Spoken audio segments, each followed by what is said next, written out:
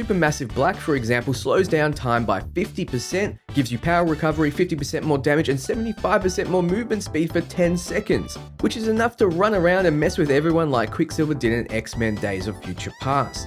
Hey guys, Dantic here, back with another Starfield video. Today running through everything modding, crafting, and researching. Focusing on this playstyle will fill in any gaps in your skill set, making you sneak better, put out more damage, slow time, heal faster, damage mitigate more effectively, hit more targets, and much more.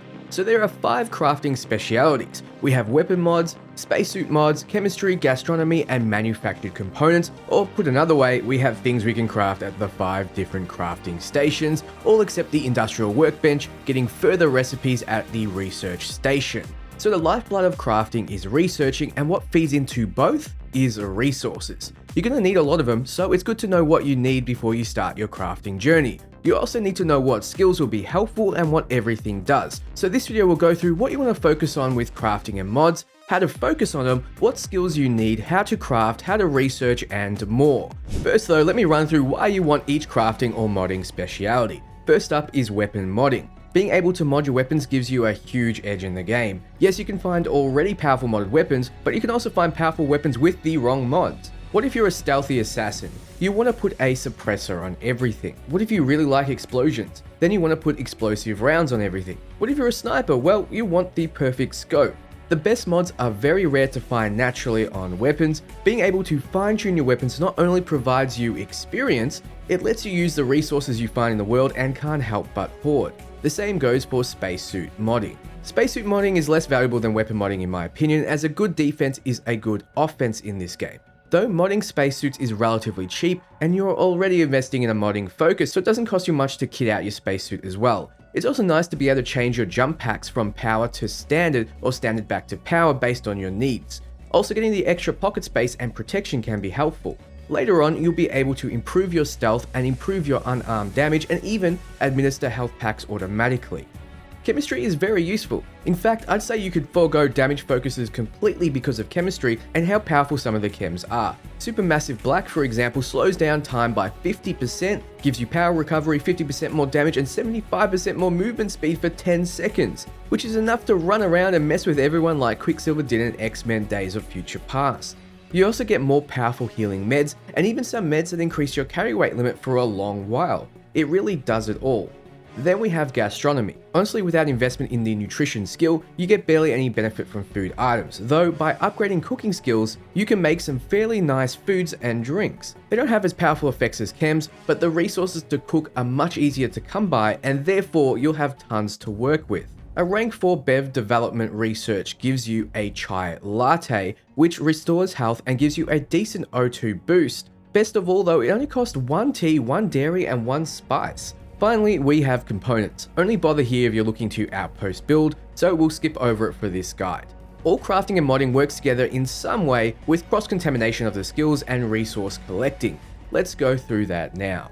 The best background for a mod build is the Professor. It starts with 3 science skills, which gives you a head start on your modding journey, though really any background will do, as modding doesn't require a lot of skills. Skills that are helpful are ones like geology, which help you gather more materials for your mods, or commerce, which lets you buy things for cheaper and therefore buy materials from shops for cheaper. I also mentioned nutrition, that also helps if you've gone gastronomy. What you absolutely need though is research methods. Crafting and researching is damn expensive, so anything to reduce the total cost is a boon. Also, as you're crafting naturally, you'll be progressing the challenge on this, so there is natural synergy. You want to put points in science as quickly as you can to get to weapon engineering and spacesuit design, both very useful in a modding build, and it's core to level these up for the best mods on your weapons and spacesuits respectively. Note that weapon engineering has need of 4 ranks to get the best mods, and spacesuit design only needs 3, with the 4th rank not really being necessary.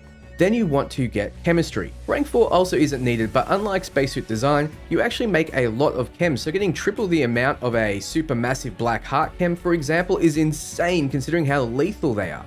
Then we have special projects. You only need 1 rank in this to be able to research the final tiers of your crafting buckets, though more ranks will let you craft better components at your industrial workbench. Typically, these are used for outpost building and aren't really needed for your modding build. Moving to this social tree, you can pick up gastronomy early. Get 4 ranks of this for some exotic recipes. Now that you have all the skills, what about the research requirements? If you jump into the research lab, you'll see 5 categories: pharmacology, food and drink, outpost development, equipment, and weaponry. Skipping over outpost development, we need these 4 to upgrade just what we can build. For example, jumping into Performance Enhancement 1 in the Pharma section, we need Argon, Tetrafluorides, and Metabolic Agent to research how to create AMP and Red Trench at the Pharma lab. You'll notice that research is locked off if you don't have the appropriate skill. You need Chemistry 1 for Performance Enhancement 2, Chem 2 for 3, and Chem 3 for 4. Others, like Innovative 1, 2, and 3, require special projects, but give the extremely powerful chems Hypergiant Heart and Supermassive Black Heart. The good news is, if there is a particularly rare resource you need for research, there's a high chance it's used to create the item or mod. If you don't have a particular resource and you want to start looking for it, jump into the research lab or the crafting bench, highlight over the thing you want, and press the button here to track the resources. Now when you see that resource out in the world, it will be marked with a blue magnifying glass, so before you set out for missions, mark everything you're looking for. Crafting is hard if you don't plan for it, but crafting is easy if you set out to do it at the start and continue playing the game with it in mind. You don't need to only craft, you can craft alongside doing your missions and having fun, though you can scan planets and see if they have the inorganic resources you need before landing, in the case of resources like iron and plutonium. Then set out specifically for them. Scan planets will show you the blue magnifying glass over the resources you need if you're tracking any. So with researching down, how do you craft or mod? Well, you jump into the station like you did with the research lab, and in the case of weapon and armor modding, you select the item you want to mod, then select how. It might be adding a suppressor to the muzzle of your weapon. If you have the right amount of resources to build it and the required research complete, you can press install and bam, you have the mod installed and destroyed the old mod in it.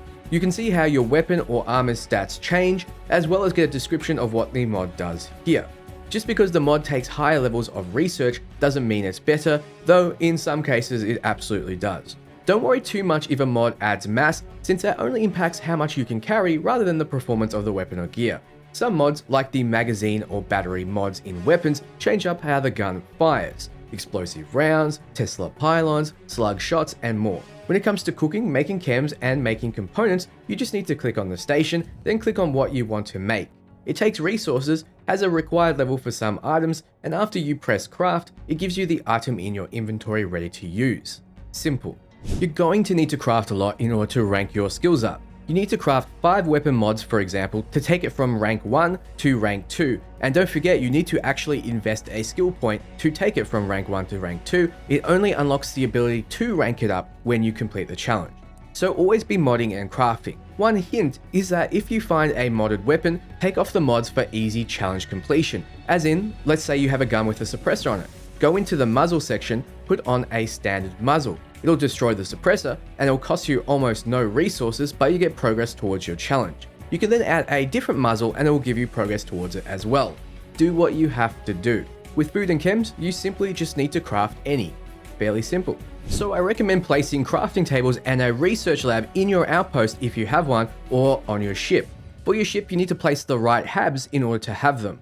The 2x1 infirmary has a chem station and research station, the science lab has a research station, and the workshop has your weapon and armor mod stations. You need a mess hall in order to get the cooking station. Or, the easiest thing to do is to visit the lodge on Jemison in the Alpha Centauri system, the Constellation home base. It has all the stations you need. Now I won't run through every single mod and every single crafting item because that's tedious and pointless. If in doubt, the biggest numbers are typically better, but mod and test out what you've made. That's always the best way. And that's everything modding and crafting to get you started on your journey. What do you think? Is it something you're planning on focusing your character in? Let me know below. Be sure to check out my other guides like Starship and Outpost building. For everything Starfield, you're in the right place. Ciao friends.